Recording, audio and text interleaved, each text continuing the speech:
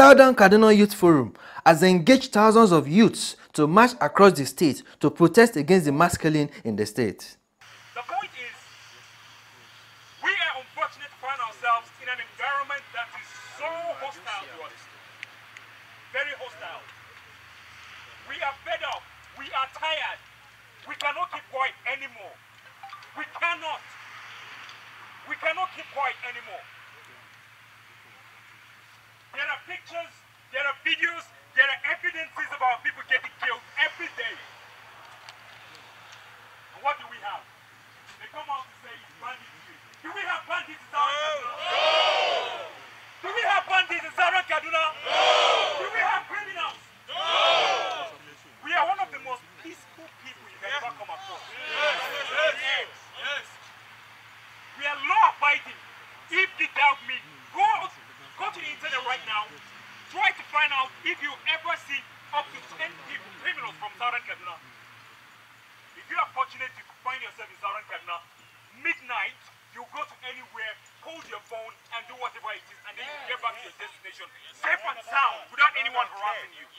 Say it louder. We are the most hospitable people you can ever come across. Yes. But we've been over-abused, and we're saying enough is enough. Yes. Our government is not helping issues. I think someone said something about if the insurgency lasts more than 24 hours, the government has a hand in it. This morning, we started this protest, organizing this protest day before yesterday. It's supposed to happen in Kaduna, Abuja, and Lagos. This morning, the Kaduna boys were arrested for a peaceful sit-out. For what? For what? Now. Those guys are in cops in Kaduna State. It's our own state. We are tired. Enough is enough. We are tired. Justice must prevail. We are crying. We are tired. We're here today on behalf of the Southern Kaduna people to tell the world what we're experiencing in our communities, the incessant killings that is ongoing almost on a weekly basis in the various communities of Southern Kaduna. We're here to ask the international community to come to our aid. We're here to ask the government of Nigeria to do the needful thing to stop these killings. We're here to ask His Excellency the Governor of Kaduna State to put aside every form of affiliations and rise to the occasions to ensure that these killings come to an end in Southern Kaduna, to ensure that there is peace. So we're calling on him to do all that is necessary to ensure that these killings come to an end. We have had several crises. We have had executive governors who have handled these things. So we're asking him to do the right thing and to ensure that these killings come to an end. We're also calling on His Excellency, the President of the Federal Republic of Nigeria, to also rise to the occasion and ensure that these killings stop. I'm calling on my people. We have been peace-loving people.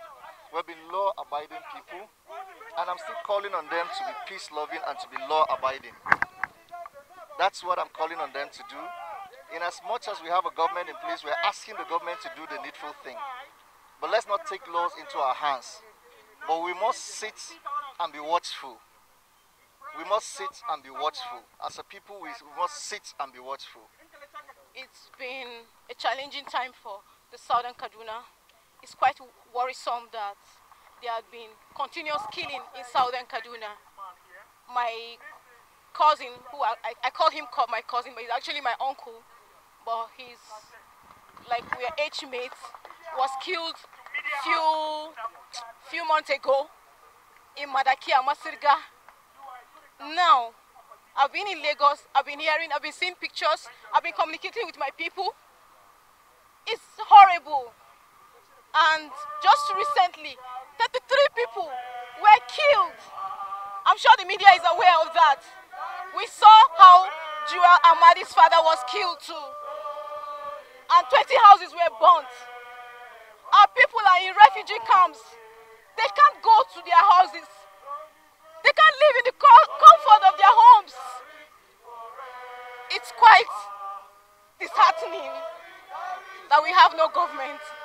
Our demands are straight. We want to break away from Kaduna State.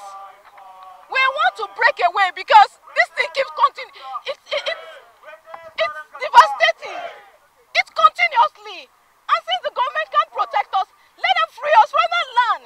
We saw where McCarthy, when he was in government, when there was issue of Sharia law, he applied wisdom by saying the northern part of Kaduna should exercise Sharia law, while that of the southern Kaduna should be free from Sharia law. That's wisdom from a government that understands humanity.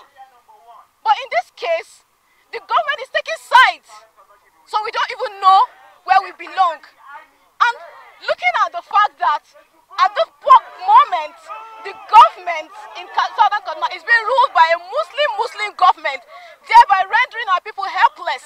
We have no representation from southern Kaduna. Yes.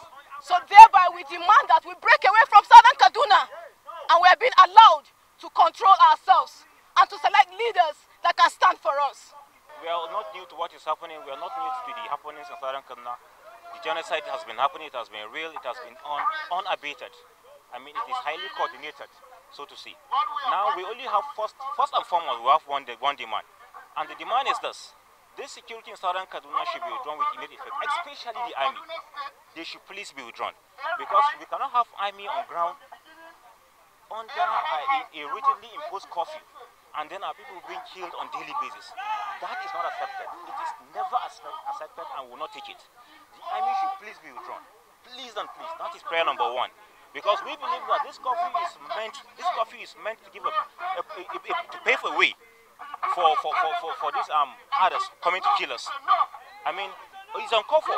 Between our Masara and Masara and where these military are, it's less than 2 minutes. And then how did these invaders came past all these checkpoints, past military, and then kill people for more than 4 hours without any intervention?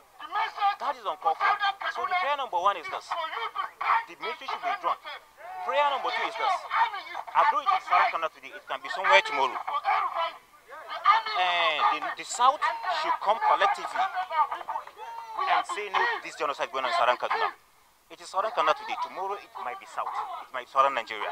So please, we are calling on Nigerians, irrespective of tribe, religion, or whatsoever, to come together.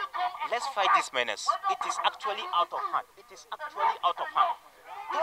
Totally. We are calling on the international community to please, as a matter of urgency, intervene in Southern Kaduna issue. There has never been issue from the state government, even after 13 people were killed the day before yesterday. There has never been issue by the federal government. That is uncalled for. The responsibility of every government is to protect lives and properties. That is the primary responsibility of every government, protection of life and property. Now, in the event that government cannot protect us, we have no option to defend ourselves. And we can only do that when this army are being withdrawn. Few days ago, youths went to farm. 4 youths went to farm just to go and farm. Now, those youths were being arrested and taken to Kaduna. They are still in detention up to now. That is not good. That is not proper. That is the height of impunity. Because ordinarily, you cannot just arrest somebody who wants to farm. He's not carrying any knife. He's not carrying anything. So enough is enough. The Southern Kaduna youth should know that the army are not there to protect them, but they are there as collaborators. And they should do everything possible to defend themselves. Thank you very much. We're in Abuja. Let everybody see what is happening in Southern Kaduna. Hear our voices. Come to our help. Our government cannot help. The international community is there. The media. If he cannot handle the situation, he should resign. Or they should divide Kaduna State. Divide it. We are good enough. We have 67 different tribes in Southern Kaduna. We can take care of ourselves. We can survive. We don't have the presence of governance. We can survive on our own. Get rid of all these people. If they don't call their people to order, our people will be forced to react. They will react like the Niger Delta people. We can do and undo. Our people are strong enough to do a lot of things. For the fact that we are peace-loving and we keep quiet doesn't mean that we are stupid or something. It's Christianity that's holding us back. Go back our history and find out about our people. It's just that they took our history, they make it look like we don't know this thing. So if they don't call their people to order, and then we'll be forced to react, and then they should remove the soldiers from there. We want to be able to defend ourselves very well. I want to ask that question again. The last time you said your people, while defending themselves, they were arrested. Yes, this morning. Did you do a follow-up on that? They're still locked up. They are still locked up right now. Our people are still locked up. Our young men, some were arrested this morning because they came out to say to the government, enough is enough. This protest is supposed to happen in Abuja, Kaduna, and Lagos. And now I had people in Kaduna coordinating, and those that came out in Kaduna this morning were arrested. Every time there's an attack, it's our people who come out to defend themselves that get arrested. We've had enough. So you think dividing Kaduna will be the solution? Divide Kaduna State. We are tired. We've had enough. Let me tell you something that happened 3 weeks ago, before the first protest. I was in the studio. Oh, guys, sorry. I am a newscaster. I'm a journalist like you. That's what I do for a living. My kind of journalism is not the type that will sit back and watch things happen. No, I am directly affected. Yes, sir. I cannot keep quiet. I can't. I just finished reading the news, 6 p.m. news. I came out of the studio, went through my phone, saw lots of missed calls. I called back instantly. My mother was running and crying with gunshots in the background. I cannot keep quiet. Early this year, a girl I never knew existed as my own blood was shot and killed in broad daylight by Fulani people. No, they are not bandits. They are not headsmen. They are Fulani people. Yeah. And we know their agenda. We are not hiding. We are not being diplomatic about this. We are tired. We are fed up. Every day keep killing our people. We cannot keep quiet. For how long? Never leave I cannot keep quiet. I've had enough. The oppression is too much. If you are from Southern Kaduna, if you go to school in APU, you will see the humiliation. Yeah. Most of our people are clerical staff. Go to Kaduna State and see what our people are going through. I cannot keep quiet. I've had enough. I've had enough of it. Our government is not helping issues. My brothers went out to protest against the killing. After the killing, they will not send security. There's no presence of security in Southern Kaduna. And the security we have right now are enablers. They are behind all of this. Another demand right now is we don't want the presence of soldiers, the police, whatever it is. We don't